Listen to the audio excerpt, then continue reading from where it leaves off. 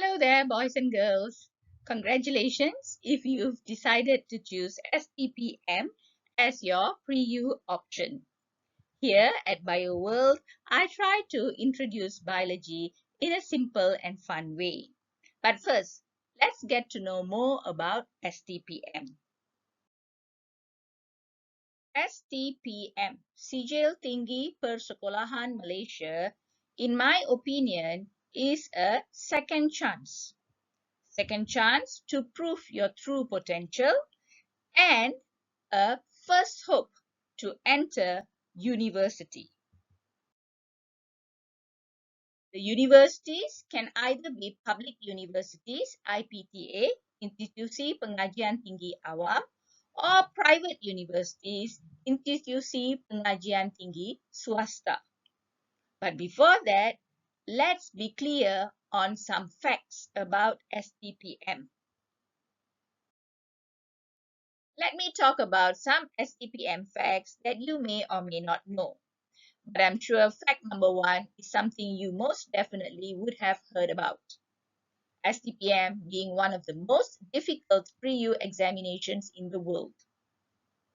This is the reason why it is recognized internationally, and it is also accredited by Cambridge Assessment.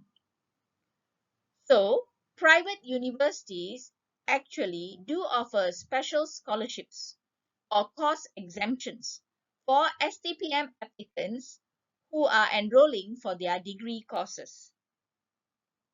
Of course, STPM is carried out in school, but do not mistakenly assume that the syllabus content is going to be school standard or SPM standard.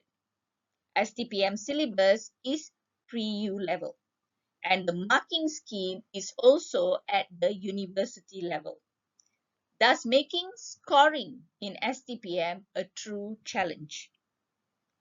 It's going to take you 1.5 years to complete your STPM. Keep in mind, your SPM took 2 years, in which you sat for one final paper. In case of STPM, you're going to be studying for 1.5 years, and you will have to sit for 3 major examinations.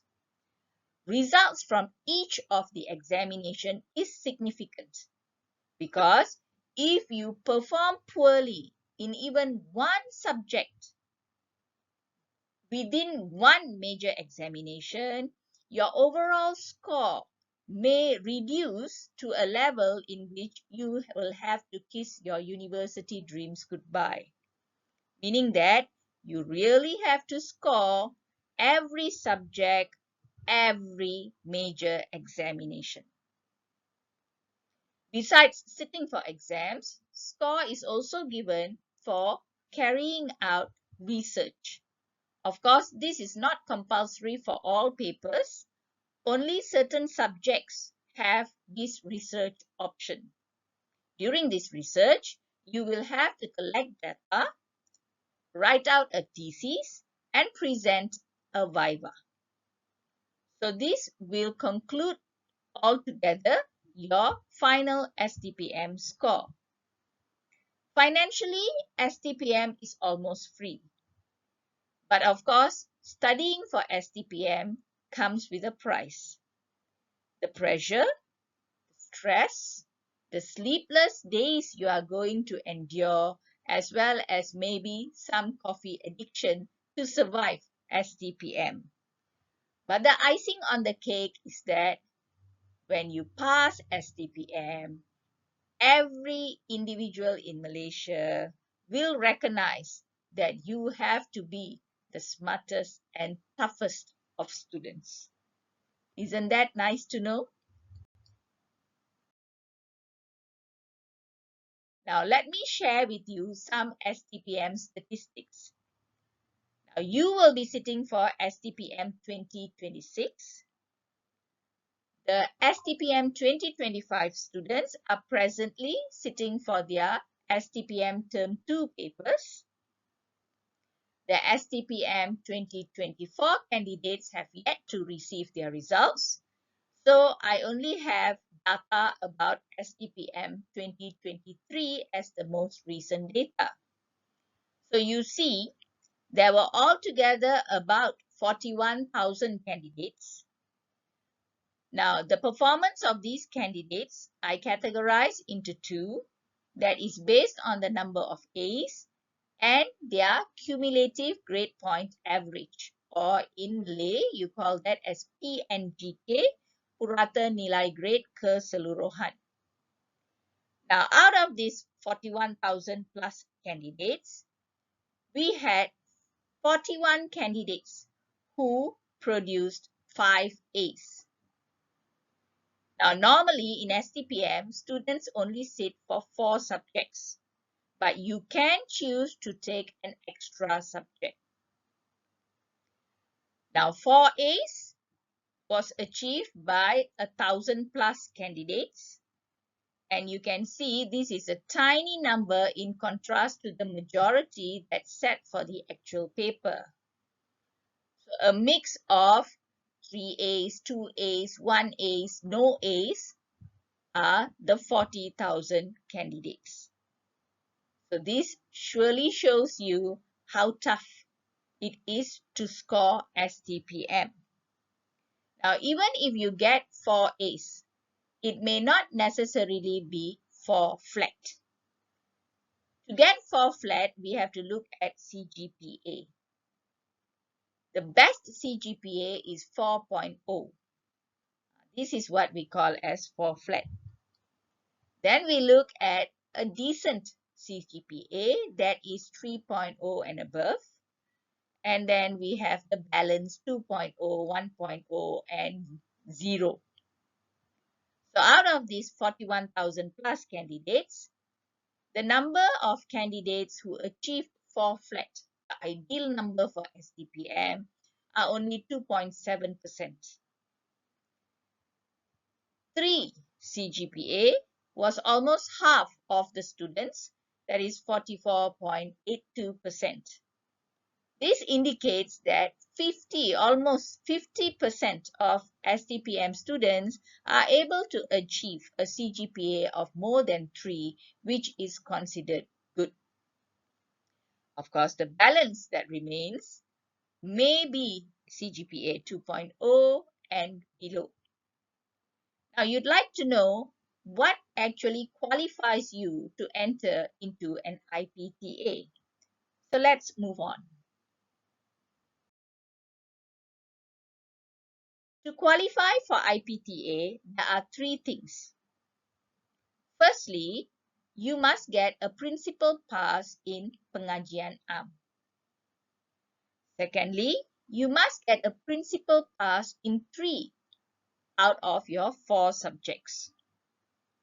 And thirdly, your cumulative grade point average must be more than 2. Now, to better understand this, let's look at an example of a result slip. Here is the final STPM result slip that students will receive. Let's focus on the subjects taken. As you can see, there are 4 subjects altogether. Compulsory is pengajian am. Both students from the science as well as the social sciences have to take pengajian am. If you are in the sciences, for example, like in my school, it is compulsory to take mathematics and chemistry, but optional to take either physics or biology. Students will also have to take MUET, which is an English paper, but MUET results do not go into the calculation for CGPA into university entrance. But it is compulsory that students sit for the MUET to enter university.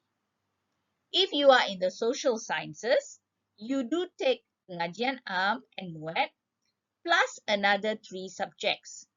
So like in my school, they offer accounts, economics, business, history, geography, as well as Bahasa Melayu.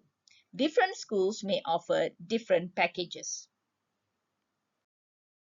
Now, if you look at the results here, you will notice that for each subject, there are numbers 1, 2, 3, 4, or in this case, only 1, 2, 3.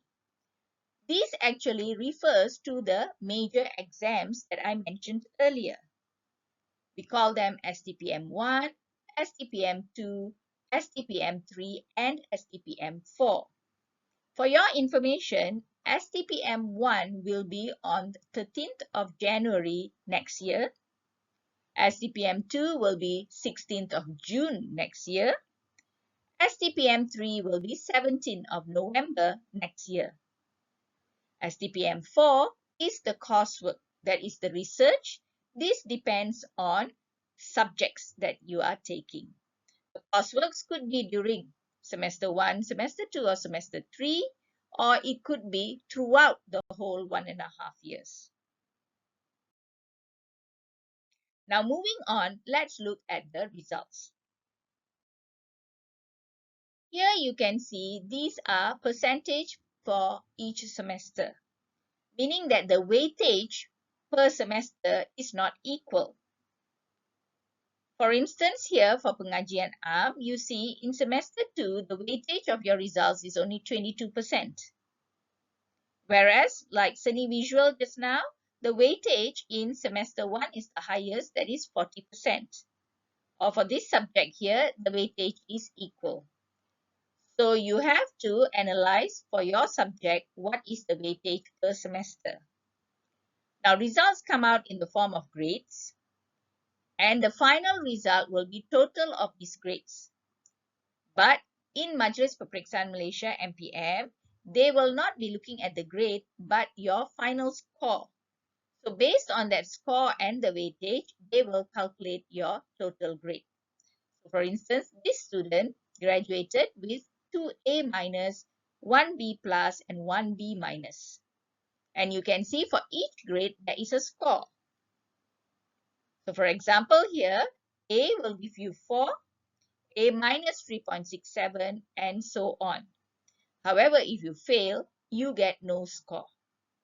It is based on this that we get the concept of principal pass, subsidiary pass, and fail. So you see, initially I told you, pengajian am has to be a principal pass. So the student must get a minimum C. And then the second criteria was, out of the 4 subjects, the student must have 3 subjects with a principal pass, meaning that the student must have minimum 3 Cs. And the third criteria was that when we calculate the CGPA, it must be 2 and above. So let's have a look what is the CGPA of this student. The CGPA score is here, 3.34. You get this by adding all the 4 grades and dividing with 4. So obviously, this student qualifies for university. Now that I've explained to you how the STPM results interpret into application for university, let's see if you can identify which of these 4 students qualify for university. Have a look at the first criteria. A principal pass in pengajian am, PA. JKL will qualify, ABC will not qualify. Although you can see ABC has 3 A's and a CGPA of 3.42. But since the first criteria is not met, unfortunately, as brilliant as ABC is, ABC will not qualify to university. PQR will qualify because he or she has a C+. XYZ also seems like will qualify because he or she has a B for pengajian am. Now we look at the second criteria, that is having 3 principal passes. Now JKL has only 2 principal passes. So now, although JKL had a principal pass for pengajian am and even has a CGPA of 2.39, but because he only has 2 principal passes, he will not qualify for university. Moving on to PQR. Now PQR, you see, has a C plus, 2 Cs, and 1 C minus. So he does have 3 principal passes. He has a principal pass in PA, and his CGPA is 2, meaning that PQR will qualify to apply for university. Now XYZ, although has a B, that is a principal pass, and has 2 Cs, which is also a principal pass, he will still not be able to apply to university because his CGPA is below 2. So out of these 4, although a student with 3 A's or 2 A's, based on the 3 criteria, they will not qualify, but a student who seems to have a string of C will still qualify. Interesting, right? Let's move on. To study STPM, there are 3 institutions. Mode 1 is where you have a college. The whole building is only for STPM students. And this year, they are introducing 2 College Tingkatan 6 at universities. That is USM and UKM. Mode 2 is Form 6 in a school. However, the management of Form 6 and the lower forms are separate. And then we have Mode 3, where you have Form 6 in a school, and the administration for Form 6 as well as the lower forms are the same. So you can check out to see which mode the school that you have been offered Form 6 is from. Now, if after all that I have shared with you, you have decided that you are not interested in Form 6, or maybe because of the type of school you have been assigned to, you want to change the schools, or maybe you don't like the science stream and want to choose social science, then here are important dates for you. If you want to stop Form 6, please do so before the 31st of July this year. This is because this is the final date to register for the STPM1 examination. Now, if you want to change schools, you can apply the first time between the 10th to the 13th of June this year. And if upon your first application, you have been denied change of school, you can try to apply for the second time between the 24th to 30th of June. However, if both applications are rejected, you will have to remain in the assigned school. The same dates apply if you want to change your stream. You can apply for the first time between 10th to 13th of June. And if rejected, you can apply for the second time. Keep in mind, until application is accepted, only then can you shift from the science stream to the social sciences. Let me end with a few anecdotes on STPM. STPM is slow and steady. It's like running a marathon in which the ending line is moved every 6 months. Throughout the semester, your brain seems like it's dying, but every semester you are recharged to restart all over again. STPM is truly a struggle where at times you feel like you are dying inside. Yet, each student will have a smile on their face because they now are realizing their true potential. In class, most STPM students are professional pretenders because as the teacher is teaching and the teacher asks if they understand, they will nod in agreement. But when discussing with their friends, they will just say that they had no idea what's going on. So that's why class discussion and one-to-one teacher-student discussion is very important in STPM. Also, in STPM, your notes will multiply like bacteria. There are no fixed textbooks, so you will have lots of reference materials to go through, and you have a lot of note taking and note making that you have to do.